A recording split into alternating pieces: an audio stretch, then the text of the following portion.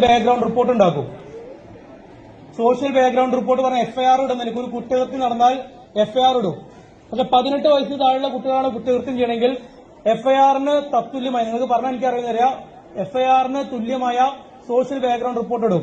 അങ്ങനെ ഇടുന്ന കുട്ടികളെ ഐഡന്റിഫൈ ചെയ്ത് അവരെ സ്റ്റേഷനിലേക്ക് വിളിച്ചു വരുത്തി അവരുടെ അച്ഛനമ്മമാരെ കൊണ്ട് ജെ ബോർഡ് എന്ന് പറഞ്ഞ ബോർഡുണ്ട്. കുട്ടി കുറ്റവാളികളെ കൊണ്ടുപോയി എത്തിക്കുന്ന ബോർഡാണ് ജെ ബോർഡ്. ജെ ബോർഡിന് മുന്നിൽ കൊണ്ടുപോകും. ജെ ബോർഡിന് മുന്നിൽ കൊണ്ടുപോകുന്ന കുട്ടികൾ അവിടെ ചിൽഡ്രൻ ഹോമിലേക്ക് മാറ്റപ്പെടും. പിന്നെ നിങ്ങൾക്ക് കുറ്റകൃത്യങ്ങളുടെ ലോകത്ത് വിരാജിക്കാം, തമ്പുരാക്കന്മാരായിട്ട് വിരാജിക്കാം. പഠനത്തിന്റെ ലോകത്തല്ല, അറിവിന്റെ ലോകത്തല്ല. തെരുവിൽ കിടന്ന് മൽപ്പിടുത്തം നടന്ന് തെണ്ടിത്തരം കാണിക്കുന്നവര് ക്രിമിനൽസാണ്. അതിൽ യാതൊരു സ്കോപ്പിംഗും ഇല്ല. എന്റെ ഭാഷയിൽ ക്രിമിനൽസാണ്, പക്ക ക്രിമിനൽസാണ്. അത് വിദ്യാർത്ഥികളായാലും കൊള്ളാം, വലിയവരായാലും കൊള്ളാം, ക്രിമിനൽസ് തന്നെയാണ്. നിങ്ങൾക്ക് ചിരിയുണ്ടല്ലോടാ, ചിരി വരുന്നുണ്ടല്ലേ? ഞാൻ ചിരിക്കാനുള്ള കാര്യമാണ് ഇവിടെ പറയണത്.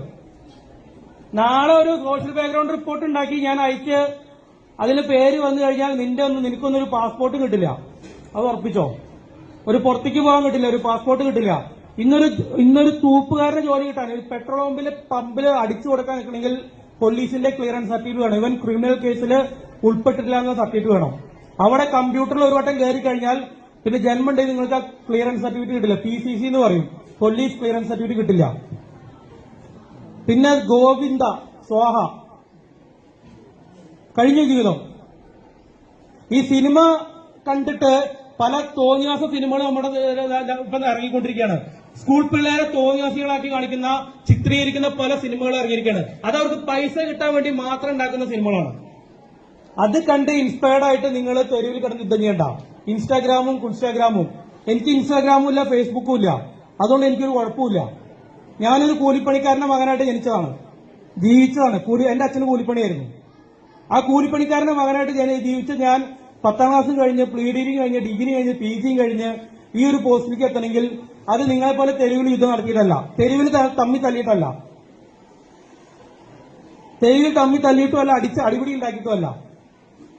അതുകൊണ്ട് നിങ്ങളെപ്പോലെയുള്ള തെരുവിൽ ഇതിലെല്ലാവരും ചെയ്തു എന്നല്ല ഞാൻ പറഞ്ഞത്. എല്ലാവരും ഞാൻ അടച്ചാക്ഷേപിക്കുന്നില്ല. ഇതിൽ കുറെ വിഷവിത്തുക്കളുണ്ട്, കുറെ വിഷങ്ങളുണ്ട്.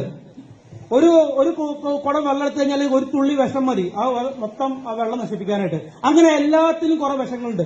പുഴുക്കുത്തുകൾ എന്ന് പറയും. ആ പുഴുക്കുത്തുകൾ എന്ത് ചെയ്യും? ഒരു ഫ്രൂട്ടില് അല്ലെങ്കിൽ ഒരു പഴത്തിൽ ഒരു പുഴുക്കുത്തുണ്ടായി ആ പുഴു ആ ഫലത്തെ മുഴുവൻ നശിപ്പിക്കും. അങ്ങനെയുള്ള പുഴുക്കുത്തുകളെ നിങ്ങൾ ഐഡന്റിഫൈ ചെയ്യണം, അവരെ മാറ്റി നിർത്തണം. ഇത് പഠിക്കുന്ന പിള്ളേർക്കുള്ള ഏറ്റവും വലിയ കാര്യമാണ്. കാരണം എല്ലാ കുട്ടികളും വലിയ സമ്പന്നന്മാരെ വീട്ടിൽ നിന്ന് വരുന്ന കുട്ടികളല്ല. അവര് ഈ കുഞ്ഞുങ്ങളെയൊക്കെ പഠിപ്പിക്കാൻ വിടുന്നതിന്, വിദ്യാലയങ്ങളിലേക്ക് വിടുന്നതിന് അച്ഛനമ്മമാർക്ക് നല്ലൊരു വിഷയുണ്ട്. നിങ്ങൾക്കുള്ള ഈ ഫെസിലിറ്റീസ് ഒരുക്കി തരുന്നത്, ഈ ഡ്രസ്സ്, കാര്യങ്ങള്, നല്ല വാച്ച്, സ്മാർട്ട് വാച്ചുകള്, പിന്നെ എല്ലാവരും ഒളിപ്പിച്ചു വയ്ക്കുന്ന മൊബൈൽ ഫോണ്, ഇതൊക്കെ, പിന്നെ വണ്ടി ഓടിച്ച് പാർക്ക് ചെയ്യുന്ന വണ്ടികള്, ഇതൊന്നും എനിക്ക് അറിയാത്തല്ല. കുറെ കണ്ണടച്ചു വിടുകയാണ് നമ്മള്. കാരണം നിങ്ങളെ പോലുള്ള ആളായിട്ട് മൽപ്പുറത്ത് നടത്താൻ നമുക്ക് സമയമില്ല, താല്പര്യമില്ല. പക്ഷെ അതാണ് വേണ്ടി വരിക എന്ന് വെച്ചാൽ അങ്ങനെ തന്നെ ഇടപെടും. ഇനി തെരുവിൽ ഞാനാണ് ഇന്നലെ വന്നിരുന്നെങ്കിൽ നിങ്ങൾക്കെല്ലാം അടി കൊണ്ടായിരുന്നത്. എനിക്ക് നിങ്ങളുടെ അധ്യാപകർക്കാണ് അടിക്കാൻ പേടിയുള്ളൂ. എനിക്ക് അടിക്കാൻ യാതൊരു പേടിയില്ല. എനിക്കെതിരെ നിങ്ങൾക്ക് പരാതിയും പറയാം. എന്റെ പേര് അനൂപ് എന്നാണ്. എനിക്കെതിരെ എന്ത് പരാതി വേണം നിങ്ങൾക്ക് തരാം. ഞാൻ പല പണി ചെയ്തിട്ടതാണ്. ഞാൻ ചെറുപ്പത്തിൽ നിങ്ങളുടെയൊക്കെ പ്രായത്തിൽ പണിക്ക് പോയിട്ടുള്ളതാണ്. അതിന്റെ തഴമ്പാണ് എന്റെ കയ്യിൽ കിടക്കുന്നത്.